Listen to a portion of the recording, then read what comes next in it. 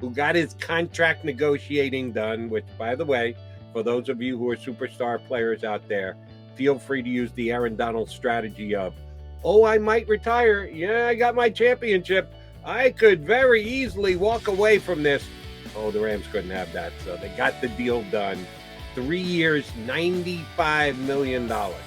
That's over $31 million per year for a defensive tackle.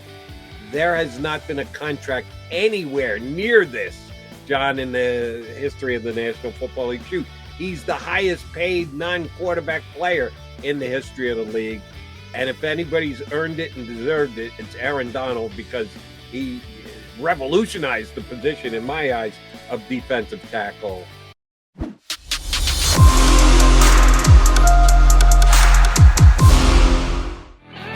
Appreciate your streaming on in here to Birds 365 on the JAKIB Media YouTube channel, which you should know by now is easily accessible from JAKIBsports.com, the new JAKIB Media website that you can go and get Johnny Mac's Eagles thoughts basically on an everyday basis. Very key on the weekends because he's not here with me. For me to drag it out of him, he's got to put it up there on his own. So do check out the new website, JAKIBsports.com. You can certainly access any of the great JAKIB Media Sports shows from there. We appreciate you doing that with us here this morning. If I seem a little bit wired, J-Mac, there's a reason for it. I'm on my third cup of black coffee. Now, when you and I do the show, I'm a coffee guy. You've got whatever you've got in your metal container. Let's just call it water, Jody. Okay, we'll go with water. It's a clear liquid. Clear liquid, aka water. I was saying you can keep that to yourself, John. But it's too early to be anything else. Trust me. Understood, and I understand being hydrated, keep your voice as wet as possible. But I'm a coffee guy. I need coffee in the morning. I can't exist. First thing I do after we get off the air is make a cup of coffee. Have a cup of coffee. Second thing. First thing, I got to get the dog out again. Second thing is coffee. Understood. I can't. If I just tried to drink water, I'd be falling asleep on the second hour of this show. So I need to drink coffee. But today I'm going black, which I never do. I'm a creamer and sweet and low guy, but I've got to get some blood work done. I got a doctor's appointment at the end of the week. So that's the one thing that you can have. You got to not eat anything for 12 hours prior to getting your blood work done. You're allowed to have black coffee. So I'm going to have it just for the caffeine's sake. But man, it's how do people drink black coffee every single day? Have you ever been a black coffee guy? No, can't do it. Cream, not Splenda, usually some kind of Splenda-like, sweet and low, whatever. I go blue before anything else, but that doesn't matter to me. But no, I can't drink black coffee. By the way, I've gotten blood work before. I've always thought, because they always tell you, and I've heard that as well. I just drink. Nobody's ever complained. I just drink my coffee. They tell me to drink black coffee. I just drink what I want. I go and they take the blood. Nobody has ever complained, Jody. I'm just throwing that out there. I'm not advocating you do it or anybody, but I said, really? Why? How are you going to know? Nobody has known. Nobody's figured me out. No, you're right. Nobody's going to know, but it could show up in your blood work. My blood sugar level is too high to begin with. I don't need to add to it. If anything, I want to try and cheat the test a little bit, bring it down a little bit. All right, I got you. I don't know what it was for. That could matter, I guess, to screw up your levels. Generally, I was getting blood for other reasons. So, yeah, I just went, whatever. See what happens. Many a time, and I think a couple times here on Birds 365, I don't drink anything. Water only, and then I'm dragging. So someone told me at one point, because I mentioned it, they said, well, you can drink the coffee, it's black. So last time I went in and got blood work done, they go, oh, yeah, you can have black coffee, just don't put any creamer or any sweetener in it. I said, why did I not know this? So I'm on the black coffee train this morning. Things going well for us here on Birds 365. Things going better for Aaron Donald, who got his contract negotiating done, which, by the way, for those of you who are superstar players out there, feel free to use the Aaron Donald strategy of, Oh, I might retire. Yeah, I got my championship. I could very easily walk away from this. Oh, the Rams couldn't have that. So they got the deal done. 3 years, $95 million. That's over $31 million per year for a defensive tackle. There has not been a contract anywhere near this, John, in the history of the National Football League. Shoot, he's the highest paid non quarterback player in the history of the league. And if anybody's earned it and deserved it, it's Aaron Donald, because he revolutionized the position, in my eyes, of defensive tackle. But it does put the Rams in a bit of a spot. If they're paying Donald this kind of money, supposedly they're talking about Cooper Kupp. You know, I brought this up earlier during the offseason. Devontae Adams traded, got a new deal, set a new bar. Tyreek Hill got traded, got a new deal, set a new bar. Cooper Kupp, not only the best receiver, but the best receiver by distance last year in the National Football League. How does he not get his contract redone? Well, at least they're talking about it. How are the Rams going to stay under the salary cap, Johnny Mac? Yeah, voidable years, voidable years, voidable years. But, it comes to a point when you have it's part of the success, if the Super Bowl champions, you got to pay your great players. And when you do that, you're usually able to do it. We talk about how malleable the salary cap is and how he's really good with that, how he's really good with voidable years and Jake Rosenberg and Bryce Johnson and everybody who does it for the Eagles. But it does hurt you in the back end of the roster and, getting depth pieces. You have to use a lot of draft picks. You have to use a lot of young players. And by draft picks, and the Rams are a perfect example of this. I'm not necessarily talking about first round picks or second round picks, Les Snead and them picks. I'm talking about day 3 picks, and some of those guys hit, and that helped them win the Super Bowl. But yeah, I mean, Seattle might be the best example of all when they should have gotten 2 when Russell Wilson was on his rookie deal. And then you saw the slow decline when they had to pay him. It's just, I mean, sort of the way it works in this league. And that's why we always talk about the quarterback position with Jalen Hurts coming up when that extension is due. That's a difficult decision because you have to pay so much money to a quarterback. And we already saw it with Carson Wentz to a certain degree. And that sent the butterfly effect. That's why Jalen Hurts got here. Why? No, not to replace Carson Wentz, to be a cost-effective backup because they had to pay the starters so much. And that created waves and, as we now know, other ways. But in the case of Aaron Donald, this is a historic player, a player that I joke, Field Yates and my buddy Damon Benning, you might remember him from Nebraska. He used to play football there, has a show out in, I believe, Omaha. He knows this because I said it so much on his show. I said, Aaron Donald, I think it was 2014. This is my most proud draft pick ever. I said, he is the best player in this draft. I think ultimately he went 13th overall, and everybody's 6'1", he's 280, blah, blah, blah. He's too small.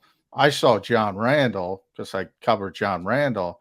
This is the closest guy I've ever seen to John Randall. Turns out he was way better than John Randall. This is the best pass rushing interior defensive tackle I've ever seen. I don't think number 2 was all that close. An amazing player. You can't heap enough accolades on him. But if you're the Rams, he's also, I think, 31 now. At some point, it is a big wear and tear on your body. Everybody's human. He's probably not going to earn this contract. But there are certain players you got to pay. You got to pay them because of what they are. I always say with Derek Jeter and the Yankees in baseball, and you're a baseball guy. Yeah, at the end of his career, obviously, the Yankees were paying him for what he did, not what he was going to do. There are certain guys you have to do that for. The Rams should do that for Aaron Donald. Well, I think Aaron Donald actually will earn this contract, and we just laid it out for you on how big is big. It's gigantic, largest contract ever in the history of the National Football League for a non-quarterback. But at some point, the voidable years are going to come into play. And this is where they're going to have to pay. At some point, this is just going to become over the top bad for the Rams because they got the Jalen Ramsey contract, the Matthew Stafford contract, and the Aaron Donald contract. And at some point, a new and increased Cooper Kupp contract. I don't know when it's all going to hit, but at some point, you got to pay the piper. There was a nice rundown on EaglesWire.com today. Eagles, the dead money cap hits this year. You kind of lose track of these things. Fletcher a lot Cox, of dead money. Yeah. Fletcher Cox is $9.6 million dead cap money for the Eagles. He's still on the Eagles, and he's already counting dead cap money against them to the tune of $9.6 million. Malik Jackson, Malik, we hardly knew ye. He's counting $9 million and change dead cap money on the Eagles cap this year. Derek Barnett, we thought we were done with Derek Barnett. No, Derek Barnett's back. He's still playing. He's only making 4 and change this year. Was it 4.5, John? If I remember, he can make up to 5.5, but yeah, it's more depending on incentives. So, incentives and like, I think it's 4.5. Oh, counting dead cap money, he's counting 7.2 against the Eagles cap in dead cap money. That's not counting the money that he's making this year for salary. Brandon Brooks just walked away. He's counting 5 and change. Alshon, they're still paying Alshon. Didn't Alshon leave like 5 years ago, or does it just seem that way?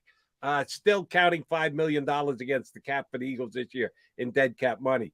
At some point, the Rams are going to have a bill to pay for guys who are no longer on their roster or not playing up to the level that they used to.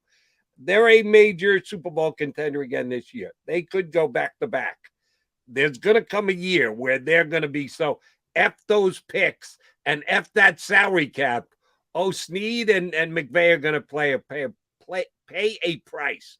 Now, McVay may up and go to broadcasting and get a Brady-like contract and actually increase his salary and get out of Dodge before the sky starts falling.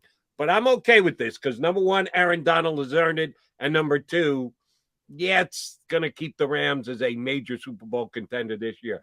At some point, this team has to go backwards. Well, yeah, I mean, everybody, sports is cyclical. That's going to happen anyway. When he ages out and all the good players age out, and then probably you're not going to get the next Aaron Donald. Let's be honest. The odds of that are astronomical. So, I mean, that's the dead money stuff. Look, and this is where the Eagles are sort of, putting their cards in as well. Hopefully, there's not another pandemic or some kind of other disaster. And if there isn't, the salary cap, we know, is going to go up pretty far over the next couple of years when the new TV deal kicks in. There's going to be significantly more money. That's why the Eagles have been more liberal with their voidable years over the past couple seasons.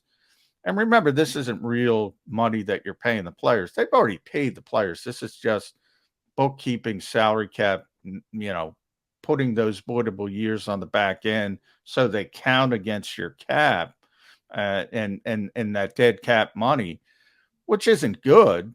But when the cap keeps going up and you have more room for that, it's a credit card bill. We talk about with Brad Spielberger all the time. And look, I don't advocate running up your credit card, but sometimes you don't have the money to pay for something and something goes in your house and you got to use it. And if you're trying to win Super Bowls, you got to use your credit card at times to get good players. And for the Eagles in 2017, for the Rams last year, it worked. So then it becomes, how much gravitas do you have for that one Lombardi trophy? Well, we can ask Doug Peterson and he'll say not much. But I don't know, for Eagles fans, they probably wouldn't trade it. You'd have to ask them. I know they get upset a little bit earlier, but the Rams won the stinking Super Bowl. So, yeah, there's going to be a downtick in a couple years when Matthew Stafford retires and Aaron Donald retires, and Cooper Cup isn't Cooper Cup, and on and on and on. But they got one, Jody. They got one. You mentioned credit cards, about the fact that you can put off paying them for.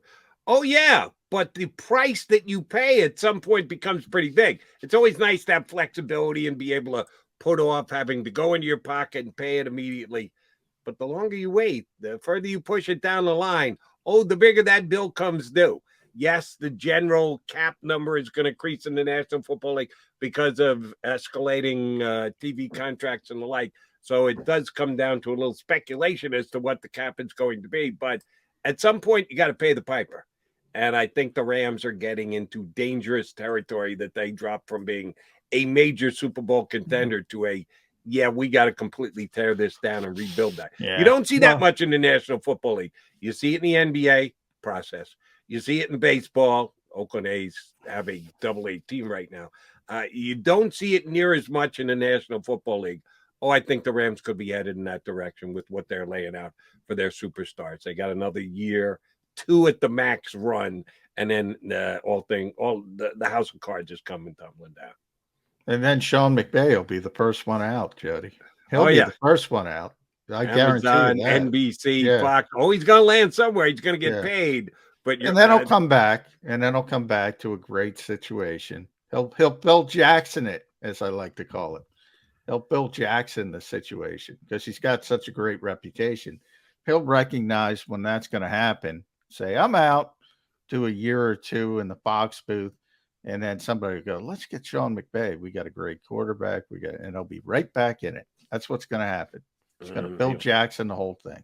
He'll probably get the cherry pick one of several jobs that will be open during an offseason when he jumps back into the fray. All right, Johnny Mac, what's it look like with the Eagles this week? You said you believe you're going to get your grass time tomorrow. You haven't gotten the official notification email here this time.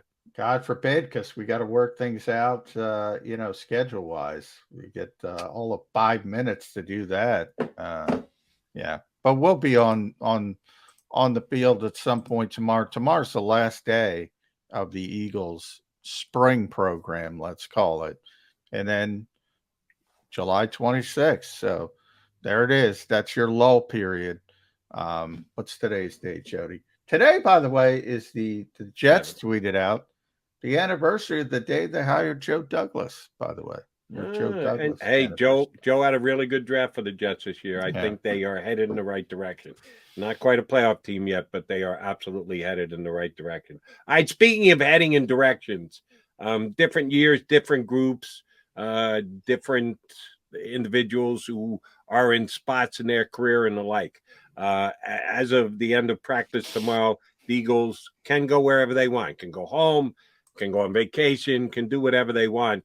There is certainly a group of Eagles that live here in town and show up at the NovaCare complex and get some weight work in, whatever they need to do on a day in, day out basis.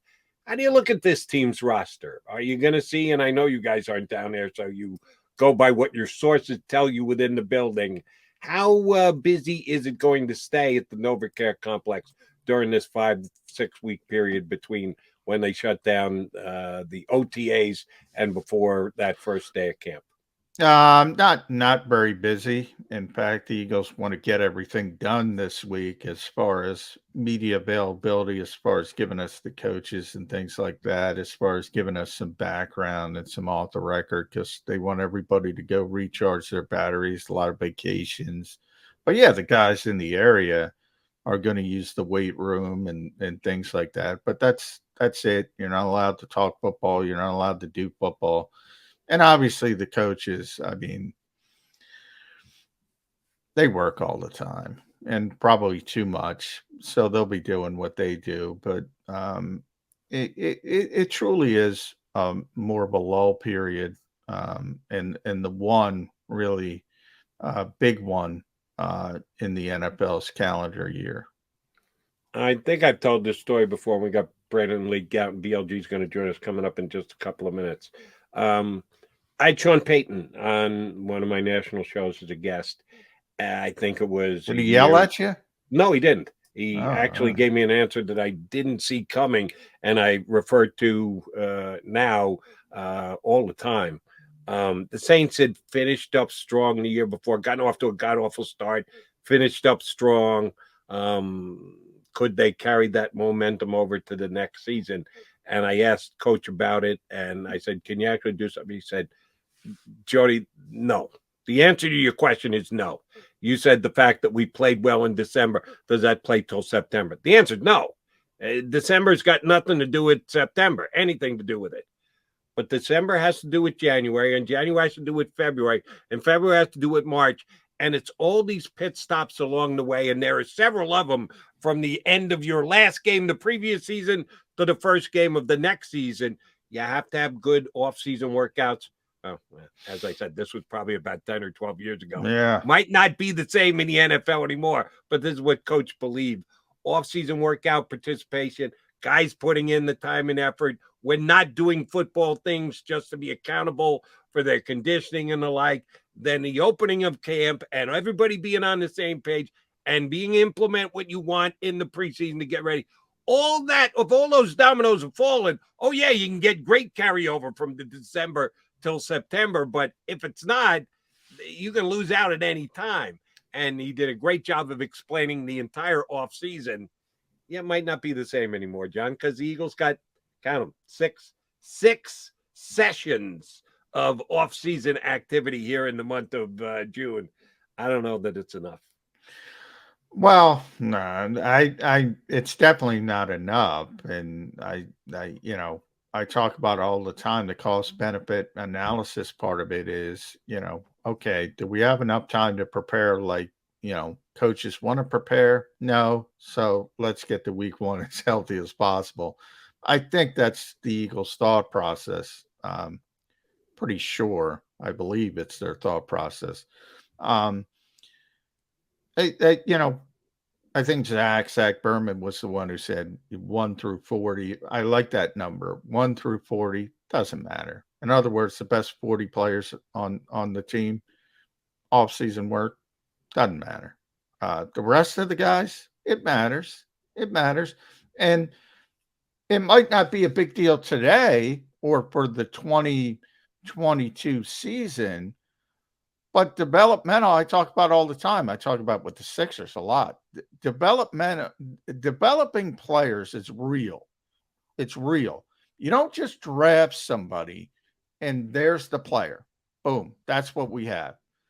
There's real development in these players, especially players who aren't high-level draft picks, day 3 picks, undrafted free agents, which we've seen turn into really good starters. That starts in the off season, and it means something to them more than, doesn't mean anything to Jason Kelce. All right. Yeah, he doesn't need it. But guess what? Cam Jurgens needs it a little bit, early in his career, and lesser offensive linemen even more. So it's definitely a give and take.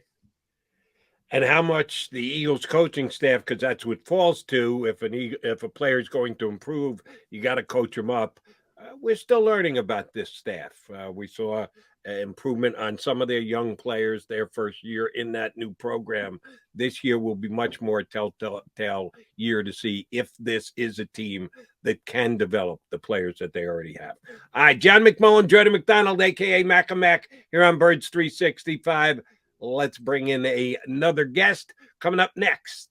Brandon Lee Gouton from Bleeding Green Nation going to join us here on Birds 365.